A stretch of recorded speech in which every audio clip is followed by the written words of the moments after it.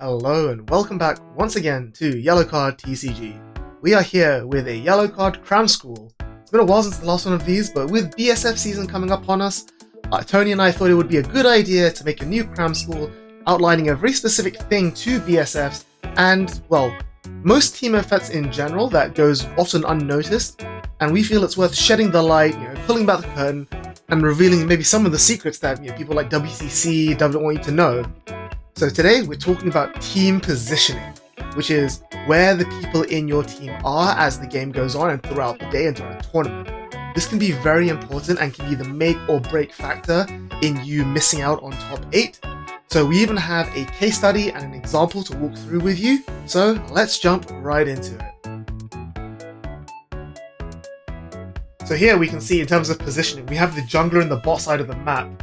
So is the KT jungler, but they're recalling, and now they're being forced off the dragon, which has put the entire bot lane into a very bad spot. At the same time as the jungler coming up through the dragon side, you see that the bot lane pushed in really hard into the tower, thus clumping all of KT's bot lane together, giving SKT1 that freedom to go for the dragon as well as clear the overall river pressure. I think what's important to note as well is that the team decided to give SKT1 fake R the middle position, because that way as his teammates are playing on the left and the right side of him, he's able to monitor what needs to be done, and he's able to really put out a really good performance that can give that really good morale boost to your teammates as you try and not misplay and play towards your advantages and play towards your outs. Yeah, especially another highlight as well is that you notice that the bot lane were pushed into the tower, so they had to recall. And then while the KT's bot lane were recalling, the T1 bot lane was taking the dragon. And when they came back, they then had to contest the tower again. So they don't have as much flexibility, they don't have as much room to say, get what they need in this situation. Yeah, and looking at the team composition as well, we see that SKT1, the T1 must stand for Tier 1 because they're all playing Tier 1 decks here. We have Fake R on the Kaysan, and we also have Gumayusi on the Lucian. Lucian is one of my favorite grade 1s in the Royal Paladin deck, so I'm very glad to see it being used here, especially with the Kaysan in the mid lane. Like I said, has a really strong toolbox to be able to support both the sides and basically help SKT1 make it to the next stage of the semis here. We see that around here. It's been a bit longer since then. The towers are still up. There's nothing major going on. We saw that bot lane took their tower, and here KT are making a really aggressive push onto Zeus in the top lane here. We even have the Lulu being out of position all the way on the top side as opposed to the bottom side, just trying to make a play, and they don't capitalize. And they try again. There's a bit of action going on mid here with roaming support. You've got the jungler here. Everyone's sort of out of position. And they're just really trying to make something happen, but they just are unable to do that. And on the topic of being out of position, at the beginning of the game, we kind of saw a lot of the traditional, your traditional positioning where you'd have your strongest in the middle, and then you would have your slower player on the top lane, CA if you will, and basically over there they just just vibing there. But we also saw a little bit of swip swappy as the Lulu came up to meet the A seat despite herself being a C seat. Yeah, we see here now that bot side have pushed that advantage, now that they've won their game, they've moved up to the top side to assist their A player or their B player. And we have the AD carry and the support all the way up the top, supported by the jungler, while top side, the quote-unquote losing matchup, gets to move down into the jungle and farm elsewhere. And we see that this sort of positioning, they become really, really overconfident in the fact that they've already won their lane. And we see here, Ona, down there is the Elise, getting caught out of position, caught in between a rock and a hard place, and he's just gonna jump out of the way but not make it out. Down comes we get a very good Aqua Force wave going through there, straight hitting through everybody there. However, we do see Owner getting stuck in the bubble as well as Lucien and Namai get to run away. What are your thoughts on the Nami meta right now? I heard it's very good. I even saw that recently it got banned in the most recent One Piece update. Namai as well as the Moby Dick. What are your thoughts on that? Why do you think we still see Namai being played nowadays? I think it's a combination of flexibility and ease of use. I don't know how much you know, but Keria is actually not very well known on Nami, so the fact they were able to just pick it up in a game like this, 1 or 2 games of practice and still perform at this level just shows you how easy it is to like steal, take wins off of people like that. And again, here's another scenario, an example I want to give of knowing where your teammates are. Here you can see that all of the KT's team are all grouped in one place. They're all in one location. They're looking to make a play. Whereas if you look at the minimap in the corner, all of SKT's members are spread out. You've got one person up top, one person down bot, one person in the river. There's no chance that SK are going to make a play here. And KT have basically just wasted time all focusing on this one aspect instead of, spreading out and taking wins across the board. Yeah, I think this is kind of like a last-ditch effort that you do when you know that your A seat has lost and your C seat has lost. Then you pull all the players to sit all together in the B seat and try and get 3 wins in one. That way, the 2 losses just doesn't add up to that 3 wins that you got in that 1 seat. And sometimes that one opponent just sitting in the B seat just doesn't have the wherewithal to withstand 3 attackers all at once. And I think like this is something that people don't really think about when making their team compositions, who to pick, where to put where. But also like maybe sometimes you can have like that fake captain. Sometimes we see this a lot in Kendo where they have the fake captain, someone that they throw just to lose a match so that way they can have the stronger player guaranteed to win.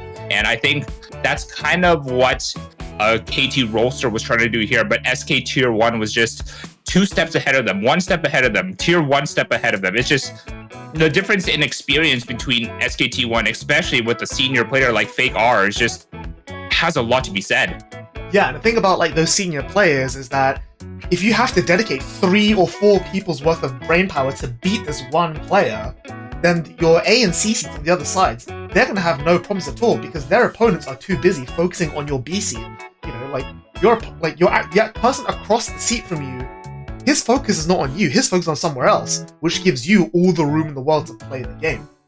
And then here we see SKT1 going towards the Baron Nashor. This is the buff that could be considered just as strong, if not stronger, than the Dark State's OverTrigger. Being able to give your team that very strong offensive buff, being able to deal extra damage each time they attack. Pretty much the same thing. The only difference is that the Baron Nashor is a cute little snack boy and Jamalbahead is an OverTrigger that should be banned from the game.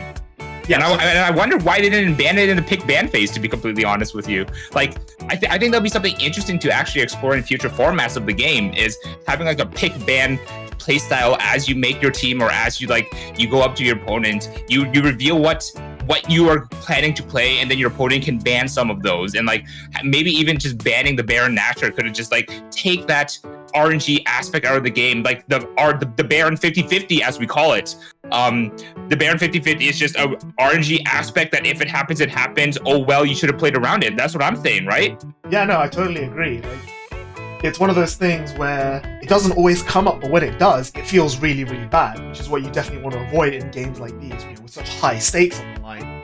And this particular pause here, this freeze frame we've picked up, I want to highlight again overall team positioning. We see here KT are all grouped together. They've got everything they need, all the powers in the front line. You've got the Crocodile Man in the back coming forward, presenting that strong united front. Whereas on SK's side, they're busy taking down the Baron. They're trying to hit their OverTrigger. Meanwhile, their carry, their Faker, is up there in the top. There's a huge wall separating them. It's not going to be hard for KT to turn around, focus the Faker, and by the time that SK turn around, get out of the Baron pit and give Faker his backup, he might already be dead. So let's see how this plays out. Absolutely. Now, it is Faker, and we all know Faker is great in these high purchase scenarios, but his team is just leaving him to die. Focusing on the Baron, and instead KT gets the Baron steal. Steal the fucking defensive OverTrigger. What the fuck? This is so bullshit. You see that T1 was up 4 damage to 0, but then KT gets to OverTrigger defensively, and now KT gets basically another chance of life when they should have died at all rights. They lost 2 players here, which is a huge tempo setback.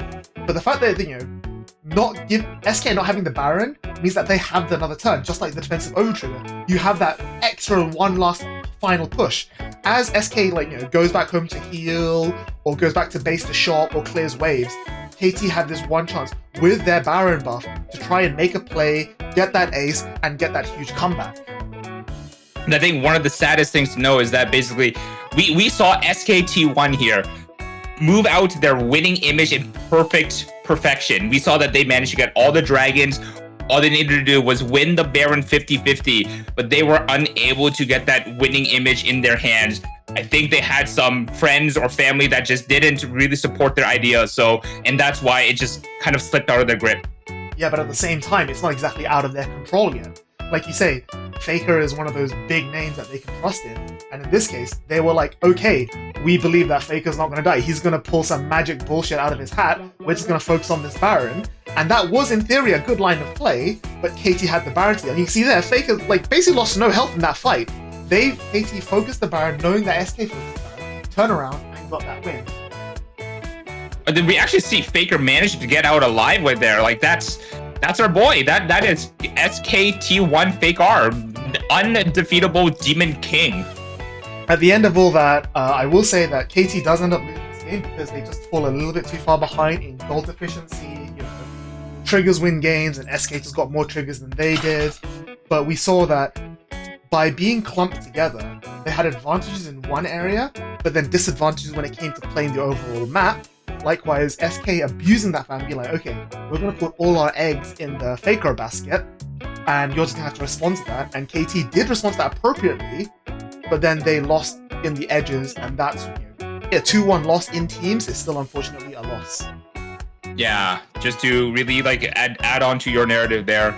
As a legendary man, Marshall Mathers once said, I get no triggers all game and lose. We see that on the SKT1 side of his team, everybody's name starts with a T. And you know what else starts with a T? Triggers. And with that, thank you for making it to the end of the video. I hope you guys enjoyed the video and learned something important about the positioning of your A, B, and C players. Sometimes it's more than just putting your strongest player in the middle and the weaker decks on the side.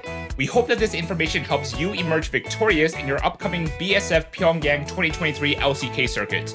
Please consider subscribing to the channel, smash the like button so hard that whoever pulls you out becomes King Arthur, and connecting with us through the various channels, be it Twitch, Twitter, and Discord, and we will see you next time. UA out.